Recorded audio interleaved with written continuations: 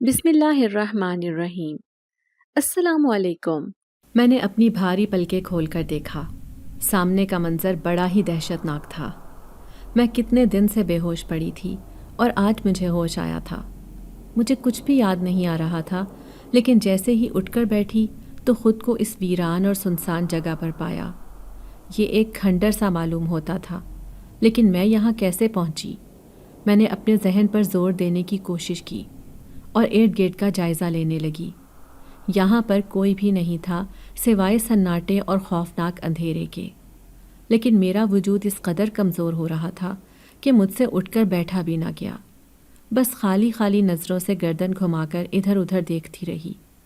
اچانک ہی میں نے بولنے کی کوشش کی، لیکن یہ جان کر میرے پیروں تلے سے زمین نکل گئی کہ میں اپنی قوت گویائی کھو چکی ہوں۔ میں بار بار حلق سے آواز نکالنے کی کوشش کر رہی تھی۔ میں کسی کو آواز لگانا چاہتی تھی، لیکن میری زبان مارے پیاس کے بالکل خشک ہو چکی تھی۔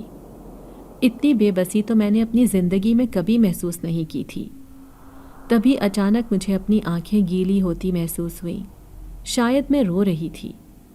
ایک دم سے ہی میرے نزدیک قدموں کی چاپ ابھری تھی۔ کسی کا لمبا چوڑا وجود میرے نزدیک آ رہا تھا، لیکن یہ دیکھ کر میری جان میں جان آئی کہ اس کے ہاتھ میں پانی تھا۔ اب وہ مجھے سہارا دے کر پانی پلا رہا تھا۔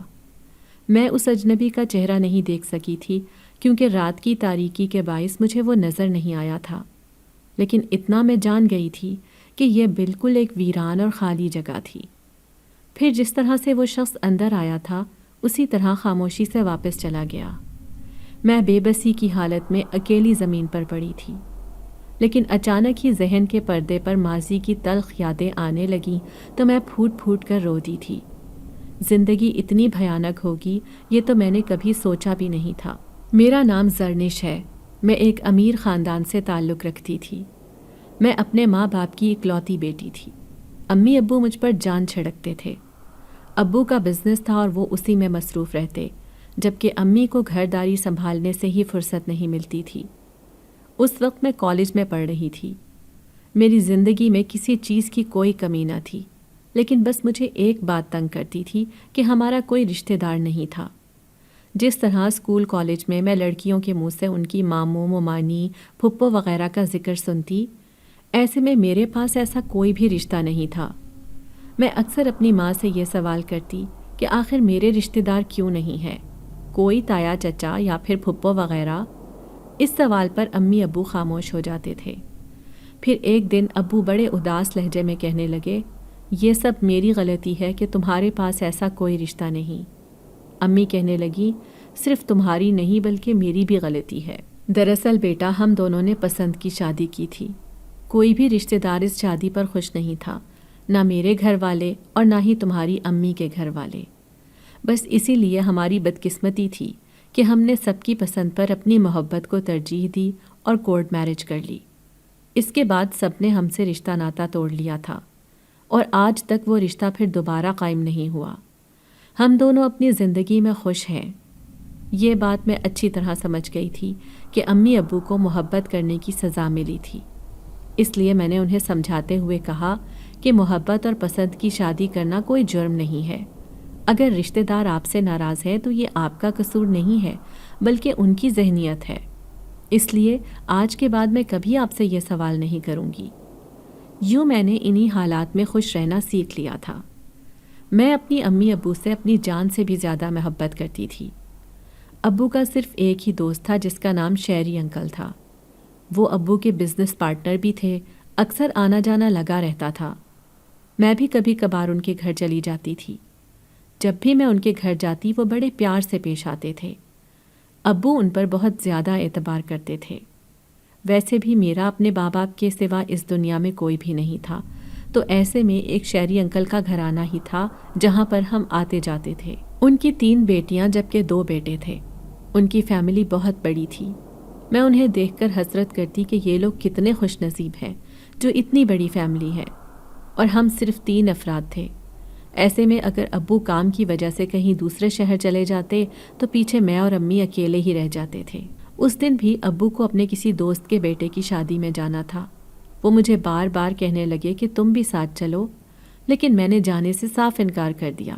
اس کی وجہ یہ تھی کہ میرے پیپرز ہونے والے تھے اور میں ان کی تیاری کر رہی تھی۔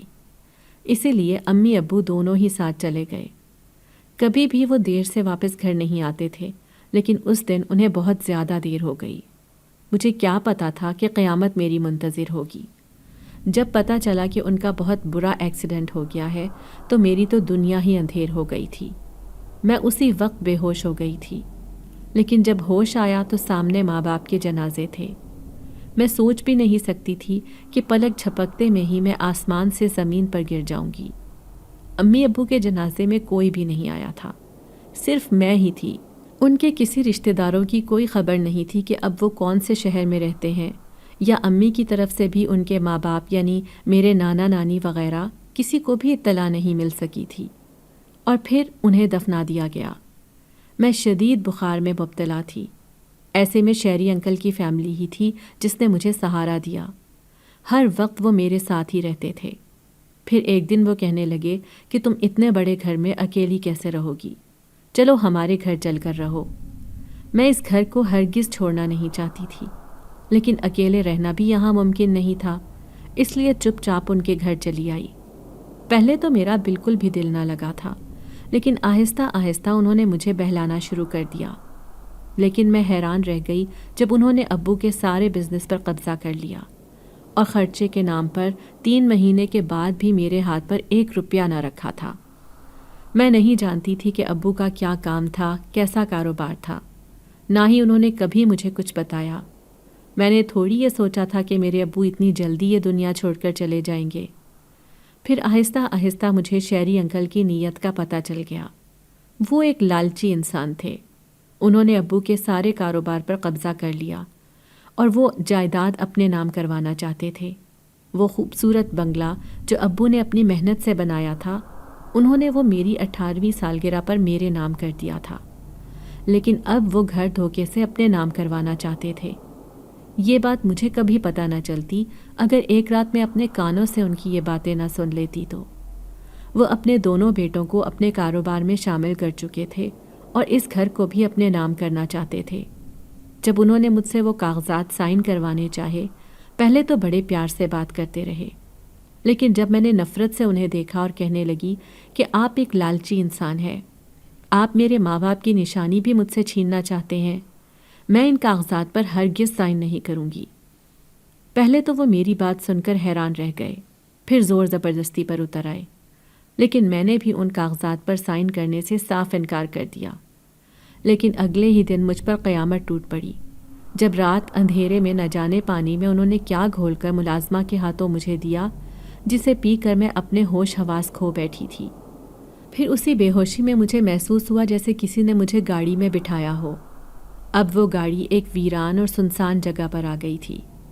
پھر انہوں نے مجھے ایک گہری نہر میں دھکا دے دیا تھا۔ میں ہاتھ پاؤں مارتی ہوئی جیسے ہوش میں آ چکی تھی۔ خود کو بچانے کی ناکام کوشش کرتی رہی، لیکن میرے ذہن پر غنودگی طاری ہونے لگی تھی۔ لیکن بس مجھے ایسا محسوس ہوا تھا جیسے کوئی کالا سایہ میری طرف بڑھا ہو، جس نے پلک جھپکتے میں مجھے پانی سے نکال کر باہر کر دیا، اور پھر مجھے نہ جانے کتنی دیر بعد ہوش آیا تھا۔ میرے جسم میں تو جان ہی نہیں تھی۔ میں اس قدر کمزور ہو چکی تھی کہ میرے لفظ ساتھ نہیں دے رہے تھے کہ میں کسی سے کوئی بات کر پاتی۔ پھوٹ پھوٹ کر روتی میں اس ویران اور کھنڈر سی جگہ پر پڑی تھی۔ میرا جسم حرکت بھی نہیں کر پا رہا تھا۔ شاید 10 گھنٹے سے بھی زیادہ تک میں پانی میں جان بچانے کی کوشش کرتی رہی تھی، اور اب میری ذہنی حالت بہت خراب ہو چکی تھی۔ میں تو اس شخص کو بھی نہ دیکھ پاتی تھی جو میرے قریب آتا، مجھے اپنے ہاتھ سے کھلاتا پلاتا تھا، جسے کھا کر میں اپنے جسم میں توانائی محسوس کرتی۔ پھر وہ دن بھی آیا جب میں ذرا سی حرکت پر اٹھ کر بیٹھ گئی، بمشکل اٹھ کر کھڑی ہوئی اور یہاں کا جائزہ لینے لگی۔ جیسے ہی اس کھنڈر نما عمارت سے باہر نکلی تو میرے پیروں تلے سے زمین نکل گئی۔ باہر پھیلا خوفناک سناٹا اور دور دور تک جھاڑیوں سے اٹا ہوا یہ جنگل، ان سب چیزوں کو دیکھ کر میں بری طرح بدحواس ہو گئی تھی۔ پھر اسی کھنڈر میں آ کر ایک کمرے میں چھپ کر بیٹھ گئی۔ میں صرف اس شخص کے آنے کا انتظار کر رہی تھی جو مجھے یہاں لے کر آیا تھا۔ اس نے میری جان بچائی تھی۔ شاید ورنہ شہری انکل کے خاندان نے تو مجھے مارنے میں کوئی کسر نہ چھوڑی تھی۔ میں جان چکی تھی ان کی اصلیت کہ وہ مجھے جان سے مار کر اس کروڑوں کے گھر پر قبضہ کرنا چاہتے تھے، اسی لیے انہیں مجھ سے جان چھڑانے کا واحد یہی طریقہ نظر آیا تھا۔ میں نے دیکھا میرے جسم پر وہی لباس تھا جو جگہ جگہ سے پھٹ چکا تھا۔ میرے پاس تو کوئی چادر بھی نہیں تھی جس سے میں اپنے آپ کو ڈھانپ لیتی۔ بکھرے ہوئے بال، پھٹے پرانے کپڑے، میں کسی بھکارن سے کم نہیں لگ رہی تھی۔ بے اختیار اپنے ماں باپ کو یاد کر کے میں پھوٹ پھوٹ کر رونے لگی۔ کہاں نازوں پلی میں ان کی اکلوتی بیٹی، اور ماں باپ کے مرنے کے بعد میں دنیا کی ٹھوکروں کی زد پر آ گئی تھی۔ پھر کافی دیر گزر گئی لیکن وہ شخص نہ آیا۔ اس خوفناک گھر میں میں اکیلی ہی بیٹھی سسکیوں سے روتی رہی۔ رو رو کر آنسو بھی خشک ہو چکے تھے۔ گھٹنوں میں منہ چھپائے بیٹھی تھی جب اچانک ہی کسی نے میرے وجود پر چادر ڈھانپ دی۔ میں نے ایک جھٹکے سے سر اٹھایا تھا۔ سامنے ہی وہ نقاب پوش آدمی کھڑا تھا جس کی آنکھیں اندھیرے میں خوب چمک رہی تھیں۔ کیا تم نے ہی مجھے بچایا تھا ڈوبنے سے؟ میں لڑکھڑاتی آواز میں اس سے پوچھنے لگی، لیکن جواب میں بالکل خاموشی تھی۔ پھر بے بسی سے میں اس سے کہنے لگی، تم میری بات کا جواب کیوں نہیں دیتے؟ تبھی اس کی بھاری آواز سنائی دی، تمہیں بچانے والی رب کی ذات تھی، میرا اس میں کوئی کام نہیں، میں تو بس ایک وسیلہ بنا تھا۔ اس کی آواز بہت خوبصورت تھی۔ میں بے ساختہ اسے دیکھے گئی، لیکن میں اس وقت کہاں پر ہوں، کس شہر میں؟ اب میں اس سے ہر بات جاننا چاہتی تھی، لیکن اس کی اگلی بات نے میرے سر پر آسمان گرا دیا جب وہ کہنے لگا کہ آپ اس شہر سے ہزاروں میل کے فاصلے پر ہیں، کیونکہ نہر میں تیرتی ہوئی آپ اس طرف آ گئی تھی جہاں پر انسانی آبادی سینکڑوں میل دور ہے۔ میری بات کا جواب دے کر وہ جس خاموشی سے آیا تھا اسی خاموشی سے واپس چلا گیا، اور میں پیچھے بیٹھ کر سسکتی رہی۔ اب میں سوچ رہی تھی کہ میرے مرنے کا شہری انکل اور ان کے خاندان نے کتنا بڑا جشن منایا ہوگا۔ اب تو شاید وہ اس گھر پر بھی قبضہ کر چکے ہوں گے۔ نہیں، میں اتنی آسانی سے اپنے ابو کی اس قیمتی دولت پر انہیں قبضہ کرنے نہیں دوں گی۔ میں ان سے اپنی موت کا بدلہ لے کر رہوں گی۔ میں اپنے دل میں منصوبے بنا رہی تھی، لیکن آخر میں یہاں کیسے پہنچی؟ ایسے کئی سوال میرے ذہن میں آ رہے تھے۔ تھوڑی ہی دیر بعد وہ آدمی آتا ہوا دکھائی دیا۔ اس کے ہاتھ میں کھانا تھا۔ میں چپ چاپ کھانا کھا رہی تھی کیونکہ میرے اندر بے تحاشا کمزوری آ چکی تھی۔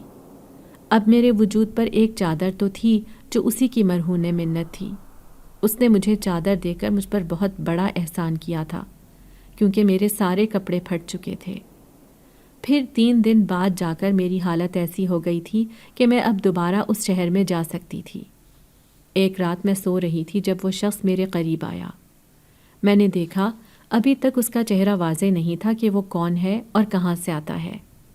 میں اسی کھنڈر نما گھر میں پڑی رہتی تھی کیونکہ میری حالت ایسی نہیں تھی کہ میں کہیں جا سکتی۔ تبھی میں نے اسے کہا کہ میں واپس اپنے شہر جانا چاہتی ہوں۔ اس نے میری بات کا کوئی جواب نہ دیا، چپ چاپ اٹھ کر چل دیا۔ لیکن جب صبح کا اجالا پھیلا تو میری آنکھوں نے ایک حیرت انگیز منظر دیکھا تھا۔ چاروں طرف روشنی پھیلی ہوئی تھی۔ تبھی سامنے سے گزرتا ایک بوڑھا آدمی مجھے دیکھ کر ایسے چونکا جیسے اس نے کوئی بھوت دیکھ لیا ہو۔ کون ہو بیٹا تم، اور یہاں کیوں پڑی ہو؟ وہ کچھ خوفزدہ نظروں سے چاروں طرف دیکھ رہا تھا۔ میں اٹھ کر بیٹھی اور کہنے لگی، بابا جی، میں ایک بے نام لڑکی ہوں، کیونکہ لوگوں کا نام ان کے ماں باپ سے ہوتا ہے۔ میرے تو ماں باپ مر چکے ہیں، میرا کوئی نام نہیں، میں لاوارث ہوں۔ میں پھوٹ پھوٹ کر رو دی تھی۔ وہ کہنے لگا، لیکن تم اس کھنڈر میں کیسے رہ رہی ہو؟ دیکھو یہ جنگل بہت خطرناک ہے، یہاں پر آسیبی مخلوق رہتی ہے، ضرور تم نے بھی انہیں یہاں دیکھا ہوگا۔ میں بابا سے کہنے لگی کہ مجھے کسی آسیبی مخلوق کا کوئی خوف نہیں ہے، کیونکہ میرے اندر سے ہر ڈر مٹ چکا تھا، کیونکہ میں نے موت کو بہت نزدیک سے اپنے پاس دیکھا تھا۔ پھر وہ آدمی کہنے لگا، چلو تم میرے ساتھ میرے گھر چلو، لگتا ہے کہ تمہارے ساتھ کوئی حادثہ پیش آیا ہے۔ اب وہ مجھے زبردستی اٹھانے کی کوشش کر رہے تھے، لیکن میں اس شخص کا انتظار کرنا چاہتی تھی جو میرا محسن تھا، جس نے میری زندگی بچائی تھی، جو اتنے دن سے میرا خیال رکھ رہا تھا۔ لیکن وہ بابا جی جو میرے پاس کھڑے تھے، وہ مجھے اپنے گھر جانے پر مجبور کر رہے تھے۔ وہ مسلسل ایک ہی بات کہہ رہے تھے کہ یہاں پر کوئی بھی نہیں رہتا، یہ جنگل بہت خوفناک ہے، حیرت ہے کہ تم یہاں بچ کیسے گئی۔ اب میں نے وہ چادر اوڑھی اور اس کے ساتھ جانے لگی۔ میں نے کافی دیر تک اس آدمی کا انتظار کیا تھا، وہ اجنبی جس کا مجھ پر احسان تھا، لیکن وہ مجھے نظر نہیں آیا۔ اب میں اس بابا جی کے ساتھ اس کے گھر جا رہی تھی۔ راستے میں وہ بابا بتانے لگے کہ کس طرح پہلے ایک لڑکی یہاں پر مردہ حالت میں ملی تھی، اسے کچھ لوگوں نے اغوا کیا تھا اور پھر مار کر یہیں پر پھینک دیا تھا۔ اس دن کے بعد سے ہی لوگوں کا یہاں داخلہ ممنوع ہے۔ تمہارے ساتھ بھی کوئی حادثہ بھی پیش آ سکتا تھا، لیکن خدا نے تمہاری جان بچا لی ہے تو بہت بڑی بات ہے۔ اب میں انہیں کیسے بتاتی کہ زندگی نے میرے ساتھ کیا کیا ہے؟ مجھ سے میرے پیار کرنے والے ماں باپ چھین لیے، لوگوں نے مجھے مارنے کی کوشش کی دولت جائیداد کی خاطر، لیکن پھر بھی آج میں زندہ ہوں۔ شاید میری جان بہت سخت ہے۔ ایسی کئی سوچیں مجھ پر مایوسی بن کر طاری تھی۔ پھر وہ مجھے اپنے گھر لے آئے۔ ان کے گھر میں ان کی بیوی اور 3 بیٹیاں تھیں۔ بہت غربت میں وہ زندگی گزار رہے تھے۔ مجھے ایسی حالت میں دیکھا تو اس کی بیوی کہنے لگی، ارے یہ کیا، کسی بھکارن کو اٹھا کر لے آئے ہو کیا تم؟ تو بابا جی کہنے لگے، نہیں، کسی اچھے گھرانے کی لڑکی لگتی ہے، لیکن بہت برے حالات سے گزر رہی ہے، تم ذرا معلوم کرو کہ اس کے ساتھ کیا بیتی ہے۔ میں خاموشی سے ان کی گفتگو سن رہی تھی۔ تبھی اس کی بیٹی آئی جو تقریباً میری ہم عمر ہی تھی۔ میرا ہاتھ پکڑ کر کہنے لگی، چلو بہن کپڑے بدل لو، تمہارے کپڑے تو جگہ جگہ سے پھٹے ہوئے ہیں۔ اب میں نے ان کا ہی کوئی لباس پہن لیا تھا۔ منہ ہاتھ دھو کر ایک بہن میرے بالوں میں کنگھی کرنے لگی، کیونکہ میں نہایت کمزور ہو چکی تھی۔ اپنے آپ کو آئینے میں دیکھ رہی تھی، میرا چہرہ کتنا بدل چکا تھا۔ لیکن اچانک ہی آئینے کے پیچھے سے کوئی چہرہ مسکرایا تھا۔ میں ایک دم سے اچھل پڑی۔ یہ چہرہ میں کیسے بھول سکتی تھی؟ میں نے ادھر ادھر دیکھا، لیکن وہ تو یہاں پر نہیں تھا۔ تبھی سامنے کھڑی لڑکی کہنے لگی، میرا نام رمشا ہے اور میں بابا کی تیسری بیٹی ہوں۔ کیا ہوا؟ تم اتنا ڈر کیوں رہی ہو؟ اور تمہارا نام کیا ہے؟ میں نے خاموشی سے اسے اپنا نام بتا دیا تھا۔ پھر وہ تینوں ہی میرے پاس بیٹھیں اور مجھ سے پوچھنے لگیں کہ آخر تمہارے ساتھ کیا ہوا ہے؟ تم اتنی چپ کیوں ہو؟ بتاؤ تو صحیح۔ پھر میں نے انہیں ساری بات بتا دی کہ کس طرح ماں باپ کے مرنے کے بعد لوگوں نے میرے ساتھ یہ سلوک کیا اور مجھے مرنے کے لیے پانی میں پھینک دیا۔ وہ تو میری زندگی تھی جو میں آج زندہ یہاں بیٹھی ہوں، ورنہ شاید کب کی قبر میں سو رہی ہوتی۔ وہ تینوں حیران ہو رہی تھیں۔ کہنے لگی، بعض لوگ غربت کی وجہ سے پریشان رہتے ہیں اور بعض دولت کی وجہ سے ہم سے بھی غریب لوگ ہیں، لیکن پھر بھی ہمارا اچھا گزارا ہو رہا ہے۔ اب میں ان کے گھر میں ہی رہ رہی تھی۔ پھر ایک دن بابا کی بیوی کہنے لگی، 3 جوان بیٹیاں ہو گئیں، پریشان رہتی ہوں کہ کیسے ان کی شادیاں کروں گی۔ ہمارا گاؤں تو ویسے ہی بہت غریب ہے، لیکن پھر بھی سب لوگ دولت کے خواب دیکھتے ہیں کہ کسی امیر گھرانے سے بہو لے کر آئیں۔ اب میری بڑی والی بیٹی 28 سال کی ہو جائے گی، بس اس کے لیے پریشان رہتی ہوں۔ میں ان کی پریشانی سمجھتی تھی۔ کاش میرے ہاتھ میں ہوتا تو میں ان کی تینوں بیٹیوں کی شادیاں کروا دیتی۔ لیکن اچانک ہی میرے ذہن میں خیال آیا تھا، اگر کسی طرح میری ساری دولت مجھے مل جائے تو میں بڑے آرام سے یہ کام کر سکتی ہوں۔ ہاں، مجھے اپنی وہ جائیداد حاصل کرنی ہوگی جو دھوکے سے شیری انکل نے اپنے خاندان کے نام کر دی ہے اور خود میرے باپ کی جائیداد پر عیش کر رہے ہیں۔ میں رات دن ایسے ہی منصوبے بناتی رہتی تھی۔ تو پھر ایک رات میں سوئی تو اچانک ہی ایسا محسوس ہوا جیسے کوئی میری چارپائی کے پاس کھڑا ہو۔ میں ایک جھٹکے سے اٹھ کر بیٹھی تھی۔ تبھی سامنے کھڑا وجود مجھے دکھائی دینے لگا، لیکن وہ یہاں کیسے پہنچ سکتا تھا؟ وہ سامنے ہی کھڑا تھا، مسکراتی نظروں سے مجھے دیکھتا ہوا۔ اب میں اس کے پاس جا رہی تھی۔ چلتے چلتے میں دروازے تک آ گئی۔ جیسے ہی دروازہ کھول کر باہر آنے لگی تو اچانک ہی پیچھے سے بابا کی آواز سنائی دی، بیٹی کہاں جا رہی ہو آدھی رات کے اس وقت؟ میں چونک کر پیچھے پلٹی۔ بابا حیران پریشان نظروں سے مجھے دیکھ رہے تھے۔ جبکہ میں نے سامنے کی طرف دیکھا، وہ وجود غائب ہو چکا تھا۔ وہ مجھے اپنے پاس بلا رہا تھا۔ میں نیند کی حالت میں انہیں بتا رہی تھی۔ وہ ایک دم سے پریشان ہو گئے، پھر کہنے لگے، کون تمہیں بلا رہا تھا؟ یہاں تو کوئی بھی نہیں ہے۔ میں بری طرح ہڑبڑا گئی تھی، میرا ذہن بھی بہت بھاری ہو رہا تھا۔ پھر میں واپس سونے کے لیے لیٹ گئی، لیکن پوری رات نیند نہ آئی۔ بار بار مجھے اسی کا خیال آتا رہا، پھر ایک دو بار نہیں کئی بار وہ میرے سامنے آتا۔ میں اس سے پوچھنا چاہتی تھی کہ وہ ہر بار آ کر میری نظروں سے پوشیدہ کیوں ہو جاتا ہے، اسے کس بات کا ڈر ہے۔ میں اس سے بات کرنا چاہتی تھی۔ پھر اس بات کا ذکر میں نے ایک دن بابا کے سامنے کیا۔ جب انہوں نے میری بات سنی تو وہ خوفزدہ لہجے میں کہنے لگے، بیٹا، جو تمہیں نظر آتا ہے وہ کوئی انسان نہیں ہو سکتا۔ یہ آپ کیا کہہ رہے ہیں؟ وہ انسان ہی ہے، اس نے اتنے دن تک میرا خیال رکھا۔ یہ دیکھیں، یہ کالی چادر اسی نے مجھے دی تھی۔ تبھی بابا نے اس چادر کو سونگھ کر دیکھا اور کہنے لگے، اس میں سے تو جنات کی بو آتی ہے۔ میں اچھی طرح جانتا ہوں کہ اس جنگل میں جنات آباد ہیں، وہ پورا جنگل آسیبی ہے۔ میں حیرت سے ان کی بات سن رہی تھی تو بابا کہنے لگے، یہ جنگل آج سے نہیں کئی 100 سالوں سے بے آباد ہے۔ ویسے بھی انسانوں کا آنا جانا وہاں منع ہے۔ ایک تو وہاں پر قتل و غارت گری بہت زیادہ ہو گئی تھی، دوسرا ڈاکو وغیرہ کو وہاں چھپنے کا موقع مل گیا تھا۔ ایسے میں جب سے پابندی لگا دی گئی کہ کوئی بھی اب اس جنگل کا رخ نہیں کرے گا، تو آہستہ آہستہ انسانوں کا بالکل ہی وہاں آنا جانا ختم ہو گیا۔ اب کسی کو کوئی وہاں آتا جاتا دکھائی دیتا ہے تو سب یہی سمجھتے ہیں کہ ضرور یہ کوئی غیر فطری مخلوق ہے، انسان نہیں۔ اور تمہارے ساتھ بھی کچھ ایسا ہی ہوا ہے۔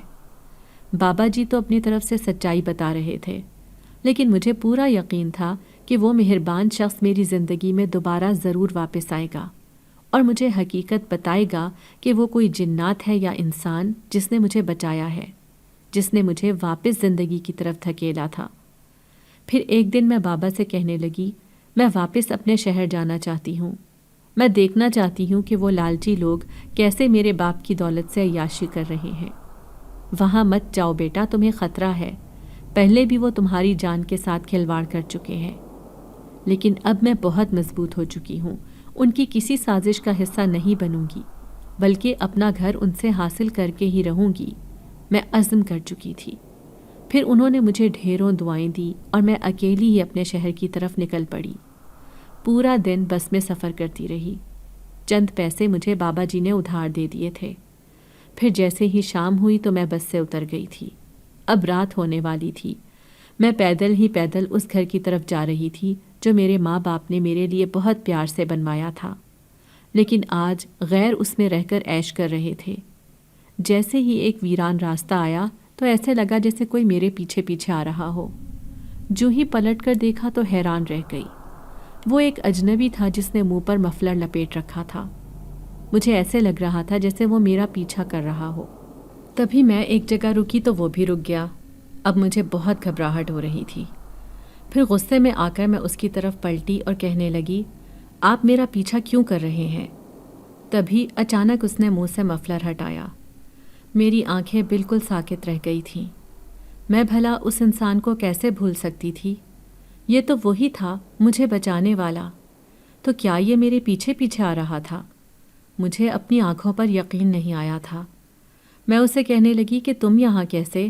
تو وہ کہنے لگا کہ جہاں تم جاؤ گی میں وہیں پر پہنچ جاؤں گا، کیونکہ تمہاری حفاظت کرنا میری ذمہ داری ہے۔ میں اس کی اس مہربانی پر حیران رہ گئی تھی۔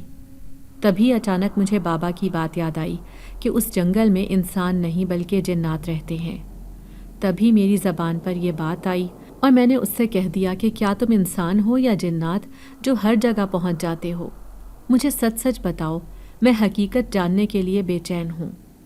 وہ چند لمحے خاموش رہا، پھر کہنے لگا، اس بوڑھے نے تمہیں بالکل ٹھیک کہا تھا۔ میں واقعی کوئی انسان نہیں بلکہ ایک جنات ہوں۔ میں ایک جن زادہ ہوں، اسی جنگل کا باسی جہاں پر میرا دوسرا قبیلہ بھی آباد ہے۔ لیکن تم نے میری جان کیوں بچائی؟ ایسا کیسے ہو سکتا ہے کہ کوئی جنزاد کسی لڑکی کی جان بچائے؟ کیا تم نے مجھے ڈوبتے ہوئے دیکھا تھا؟ مجھے اس سے ذرا بھی خوف محسوس نہیں ہوا تھا، کیونکہ اس کی آنکھوں میں میرے لیے مہربانی تھی۔ میری بات سن کر وہ مسکرایا، پھر کہنے لگا، ہاں، اس دن میں اس درخت پر بیٹھا تھا جب میں نے اس گھناؤنی سازش کو ہوتے ہوئے دیکھا۔ ایک لمبا چوڑا شخص آیا، اس نے بے ہوش لڑکی کو اپنی گاڑی سے نکالا اور نہر میں پھینک دیا۔ وہ لڑکی نہر میں گرتے ہی بری طرح چیخ رہی تھی، اپنے آپ کو بچانے کے لیے ہاتھ پاؤں مار رہی تھی، لیکن اسے پھینکنے والا شخص بے رحمی سے مسکراتا رہا۔ مجھے حیرت ہو رہی تھی کہ کوئی انسان کسی دوسرے انسان کی جان کا دشمن کیسے بن سکتا ہے، اور جبکہ انسان بھی وہ جو بہت کمزور ہوتا ہے۔ ایک لڑکی جو بہت معصوم اور کمزور لگ رہی تھی، لیکن اب وہ اپنی ساری طاقت کھونے والی تھی، کیونکہ پانی رفتہ رفتہ اس کی سانس کی نالیوں میں جا رہا تھا اور سانس لینا اس سے دشوار ہو گیا تھا۔ اب صرف اس کے خوبصورت ہاتھوں کے علاوہ پورا وجود پانی کے اندر ڈوب گیا تھا۔ تبھی میں نے ایک دم سے اپنے آپ کو انسانی روپ میں ڈھالا اور نہر میں چھلانگ لگا دی۔ ویسے بھی ہمارے شہنشاہ جنات نے ہم سارے جنزادوں کو یہ تربیت دی ہے کہ جب بھی ہم کسی مخلوق کو کسی تکلیف میں دیکھتے ہیں تو اس کی جان بچانا ہم پر فرض ہو جاتا ہے۔ اس لیے میں نے آؤ دیکھا نہ تاؤ اور تمہیں پانی سے نکال کر لے آیا۔ کئی دن تک تمہارا خیال رکھا۔ تمہیں یہ جان کر حیرت ہوگی کہ پورے 3 دن بعد تمہیں ہوش آیا تھا، کیونکہ تمہاری ذہنی حالت بہت زیادہ خراب ہو چکی تھی۔ میں تو تمہیں ہمیشہ کے لیے اپنے پاس رکھنا چاہتا تھا، لیکن شاید یہ ممکن نہیں تھا۔ اچھا ہوا جو تم وہاں سے چلی گئی، ورنہ کب تک ہم جنات کی دنیا میں رہتی۔ اب بھی میں تمہیں اکیلا نہیں چھوڑوں گا۔ جب تک تمہیں میری ضرورت ہے تم مجھے اپنے ساتھ ایسے ہی پاؤ گی۔ میں دنیا کی نظروں سے تو پوشیدہ ہوں، لیکن صرف تم مجھے دیکھ سکتی ہو۔ اگر تمہیں میری ضرورت پڑے تو تم اپنے دشمنوں سے مقابلہ کرنے کے لیے میرا استعمال کر سکتی ہو۔ وہ بڑے مضبوط لہجے میں مجھے کہہ رہا تھا۔ اس کی باتیں سن کر مجھے بہت خوشی مل رہی تھی۔ میں سوچ بھی نہیں سکتی تھی کہ یہ جنزاد میری یوں مدد کرے گا۔ پھر میں نے اسے ہمیشہ اپنے ساتھ رہنے کو کہا۔ میں نے اسے کہہ دیا کہ اس کا ساتھ ہونے کی وجہ سے میں اپنے آپ کو طاقتور سمجھ رہی ہوں۔ اب میں سیدھا اسی گھر میں جا رہی تھی جو میرا گھر تھا۔ میں جانتی تھی کہ جب گھر والے مجھے زندہ دیکھیں گے تو ان کی آنکھیں پھٹی کی پھٹی رہ جائیں گی، لیکن نہیں، ابھی مجھے کسی دوسرے روپ میں جانا ہوگا کہ وہ مجھے پہچان نہ سکیں۔ پہلے میں دیکھنا چاہتی ہوں ان کی سازشوں کو کہ میری موت کا غم وہ کیسے منا رہے ہیں۔ تبھی میں نے اپنے آپ کو نوکرانی ظاہر کیا۔ میں نے پھٹے پرانے کپڑے پہن لیے اور منہ پر کالک لگا لی، پھر دوپٹے سے چہرہ چھپا لیا۔ جیسے ہی سامنے خوبصورت بنگلے پر دستک دی جو میرے باپ کا بنایا ہوا تھا لیکن آج دوسروں کے قبضے میں تھا، سامنے ایک چوکیدار کھڑا تھا۔ میں اسے کہنے لگی کہ میں یہاں کام کی تلاش میں آئی ہوں، تو وہ کہنے لگا کہ ٹھیک ہے، میں بیگم صاحبہ سے پوچھ کر بتاتا ہوں۔ اب اس نے مجھے اندر بلا لیا تھا۔ سامنے شہری انکل کی بیوی کھڑی تھی، زینت آنٹی، جو بہت ماڈرن اور تیز ترار عورت تھی۔ میری آنکھوں میں ان کے لیے نفرت تھی، لیکن میں نے اپنا پورا چہرہ چھپایا ہوا تھا، صرف میری آنکھیں ہی نظر آ رہی تھیں۔ پھر زینت آنٹی کہنے لگی کہ لڑکی تم نے اپنا چہرہ کیوں چھپا رکھا ہے؟ میں آواز بدل کر کہنے لگی، بیگم صاحبہ میں بہت بدصورت ہوں اور میرا رنگ بھی بہت کالا ہے، اس لیے میں ہر وقت چہرہ چھپا کر کام کرتی ہوں۔ تو وہ کہنے لگی، اچھا ٹھیک ہے، زیادہ باتیں نہ کرو، تم سرونٹ کوارٹر میں رہنا اور میں تمہارا کل کام دیکھوں گی کہ تم کیسے کام کرتی ہو۔ میں نے ہاں میں سر ہلا دیا تھا۔ اب میں وہاں کام کرنے لگی، لیکن کسی کو معلوم نہیں تھا کہ میں کون ہوں۔ پھر ایک دن میں نے شہری انکل کو اپنی بیوی سے بات کرتے ہوئے دیکھا، جب وہ کہہ رہے تھے کہ ہارون کے اس خوبصورت گھر پر تو میری کب سے نظر تھی، میرا بس نہیں چلتا تھا کہ میں اس کی یہ ساری دولت چھین لوں۔ تم نہیں جانتی زینت کہ میں نے تو کاروبار میں معمولی سے پیسے لگائے تھے، سارے پیسے تو ہارون کے تھے، لیکن آہستہ آہستہ کر کے میں نے سازش کر کے اپنا حصہ مضبوط کر لیا اور اسے کمزور کرنا شروع کر دیا۔ بس اسی بات کا صدمہ اسے برداشت نہ ہوا تھا۔ اس دن بھی میں نے اسے کاروبار ڈوبنے کی جھوٹی خبر سنائی، تبھی تو مارے پریشانی کہ اس کا اس قدر برا ایکسیڈنٹ ہوا کہ وہ اس دنیا سے ہی رخصت ہو گیا۔ لیکن دیکھو ہمارے لیے کتنا اچھا ہوا کہ ہمیں یہ گھر بھی مل گیا اور اس کا سارا کاروبار بھی، اور ہمارے عیش ہو گئے، ساتھ ہی ہمارے بچوں کے بھی۔ یہ بات کرنے کے بعد زینت آنٹی کہنے لگی، اور تو کیا، تم نے اس سانپ کی سپولی کا کام بھی اچھا کیا جو اسے نہر میں پھینک کر مرنے کے لیے چھوڑ دیا، اور ہم نے تو یہاں مشہور کر دیا ہے کہ وہ اپنے کسی یار کے ساتھ بھاگ گئی ہے۔ دیکھو ہم نے ایک تیر سے دو شکار کر لیے، اب کسی کو بھنک بھی نہ پڑنے دینا کہ ہم نے کیا سازش رچی ہے۔ ان کی یہ گھٹیا باتیں سن کر میرا خون کھول رہا تھا۔ میرا بس نہیں چل رہا تھا کہ میں کیا کر ڈالوں۔ میں خون کے آنسو رو رہی تھی، لیکن اس رات میں ہچکیوں سے روئی اور اپنے ماں باپ کو یاد کرتی رہی۔ تبھی اچانک کسی کا سایہ مجھے اس کمرے میں محسوس ہونے لگا۔ اس سائے سے آواز آئی، کیوں روتی ہو؟ میں تمہارے ساتھ ہوں۔ اپنے ماں باپ کے لیے دعا کرو کہ انہیں سکون نصیب ہو جائے۔ اگر تم ایسے آنسو بہاؤ گی تو وہ بھی اپنی قبر میں بے چین ہو جائیں گے۔ میں روتے ہوئے کہنے لگی، کیسے صبر کروں؟ لوگوں کے گھٹیا چہرے میرے سامنے آ چکے ہیں۔ میرے ماں باپ کو انہوں نے جان بوجھ کر مارا ہے، قتل کیا ہے۔ اوپر سے انہوں نے مجھے بھی قتل کرنے کی کوشش کی، لیکن تم نے میری جان بچا لی۔ تم میرے محسن ہو۔ وہ جنزات یہ سن کر مسکرایا، پھر اس نے میرے سر پر ہاتھ رکھ دیا اور کہنے لگا، مجھے ہمیشہ اپنے ساتھ پاؤ گی، کبھی بھی خود کو اکیلا محسوس نہ کرو گی۔ اس کے تحفظ کا احساس جیسے میرے اندر نئی روح پھونک رہا تھا۔ پھر میں بے چارگی سے اسے کہنے لگی، کیا تم میرا ایک کام کر سکتے ہو؟ میں اپنے دادا دادی کا پتہ لگانا چاہتی ہوں، آیا وہ زندہ ہیں یا نہیں؟ اگر وہ زندہ ہوئے تو پھر میں ان کے ذریعے ہی ان کی سازش بے نقاب کروں گی، انہیں جیل کی سلاخوں کے پیچھے ڈالوں گی، اپنے اقدام قتل کے جرم میں۔ تو وہ جنات کہنے لگا، ٹھیک ہے، یہ تو میرے چند گھنٹوں کا کام ہے، میں ابھی پتہ لگا کر تمہیں بتاتا ہوں۔ اگر تم اپنوں کے پاس جانا چاہتی ہو تو تم ضرور جاؤ، اس وقت تمہیں ان کی ضرورت ہے۔ اس کی بات سن کر مجھے حوصلہ ہوا تھا۔ اب بھی میں یہاں نوکرانی بن کر کام کر رہی تھی۔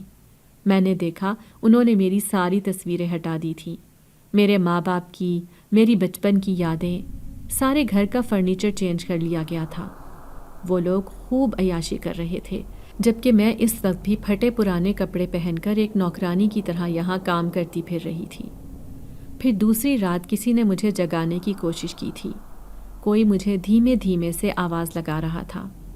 میں جو پورا دن کام کاج کر کے تھکی ہاری سو رہی تھی، اچانک ہی آنکھیں کھول کر دیکھا تو سامنے وہ جنزات تھا جو مہربان نظروں سے مجھے دیکھ رہا تھا۔ اسے دیکھ کر میں ہمیشہ ہی خوش ہو جاتی تھی۔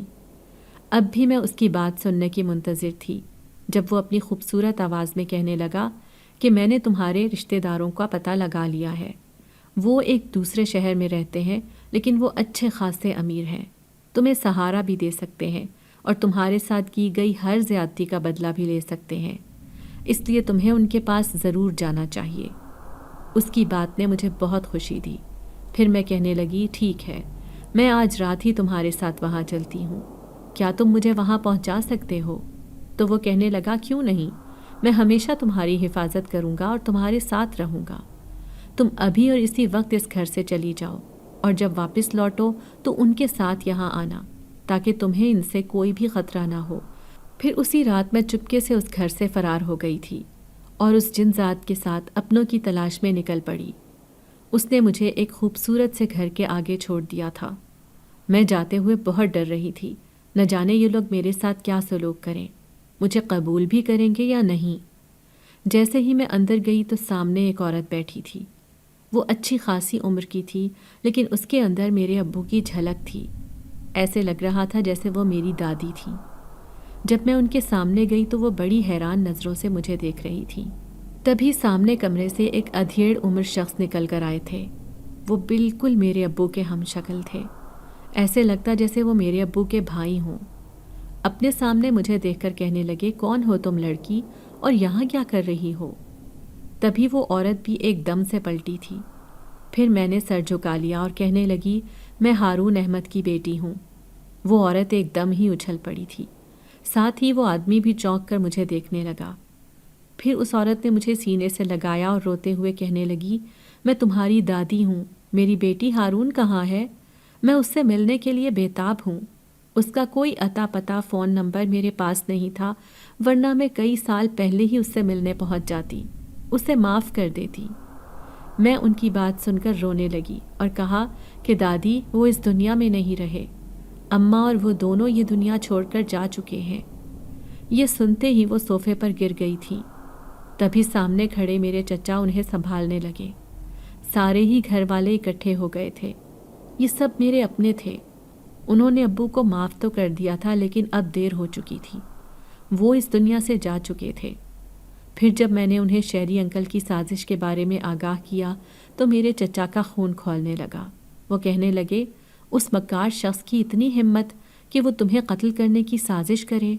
ہم اس سے ضرور بدلہ لیں گے اور ساتھ ہی اپنے بیٹے کا وہ کاروبار بھی تمہارے نام کروائیں گے، کیونکہ اس پر صرف تمہارا حق ہے۔ دادی نے فیصلہ کر لیا تھا۔ اب چچا اور دادی میرے ساتھ جا رہے تھے، شہری انکل کا اصل نقاب کے پیچھے چھپا چہرہ دنیا کو دکھانے کے لیے۔ اس رات میں بہت سکون سے سوئی تھی۔ میری آنکھوں میں بہت خوشی تھی جب میں نے ایک خوبصورت خواب دیکھا کہ میں ایک باغ میں ٹہل رہی ہوں جہاں پر پھول ہی پھول ہیں۔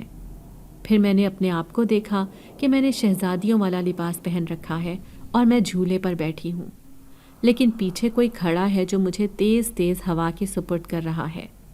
جیسے ہی میں نے پلٹ کر مسکراتے ہوئے پیچھے مڑ کر دیکھا تو وہ کوئی اور نہیں بلکہ جن ذات تھا۔ اس کی صورت دیکھتے ہی ایک دم سے میری آنکھ کھل گئی۔ ایسے لگ رہا تھا جیسے وہ ابھی بھی میرے قریب ہی ہو۔ میری سانسیں بہت بوجھل ہو رہی تھیں۔ اس خواب نے مجھے بہت خوشی دی تھی۔ ایسے لگ رہا تھا کہ جن ذات نے میرے دل میں خاص جگہ بنا لی تھی۔ پھر اگلے دن میں چچا اور دادی کے ساتھ شہری انکل کے گھر پہنچ گئی۔ ان کی آنکھیں پھٹی کی پھٹی رہ گئی تھیں۔ پورا گھر اکٹھا ہو گیا۔ تبھی میں چیخ چیخ کر سب کے سامنے کہنے لگی کہ یہ لوگ میرے قاتل ہیں، انہوں نے جان بوجھ کر مجھے مارنے کی کوشش کی۔ چچا کہنے لگے، میں نے پولیس بلوا لی ہے، اب وہ اس آدمی کو گرفتار کر کے اپنے ساتھ لے جائے گی۔ 2 گھنٹے کے اندر اندر یہ پورا گھر خالی کر دو، ایسا نہ ہو کہ میں اس پورے خاندان کو پولیس میں گرفتار کروا دوں۔ چچا کی پہنچ بہت دور تک تھی۔ شہری انکل ان کے سامنے گڑ گڑاتے ہوئے کہنے لگے، مجھے معاف کر دو، مجھ سے غلطی ہو گئی۔ لیکن چچا اور میں نے انہیں معاف نہیں کرنا تھا، کیونکہ انہوں نے تو مجھے مارنے کی سازش کی تھی۔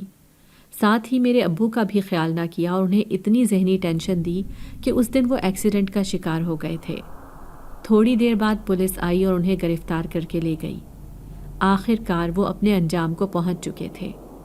پھر ان کا سارا سامان اٹھا کر باہر پھینک دیا۔ اب میں اس گھر میں رہ رہی تھی۔ پھر میں نے دادی سے کہا کہ وہ میرے ساتھ ہی رہیں، کیونکہ میں اکیلی اس گھر میں نہیں رہ سکتی۔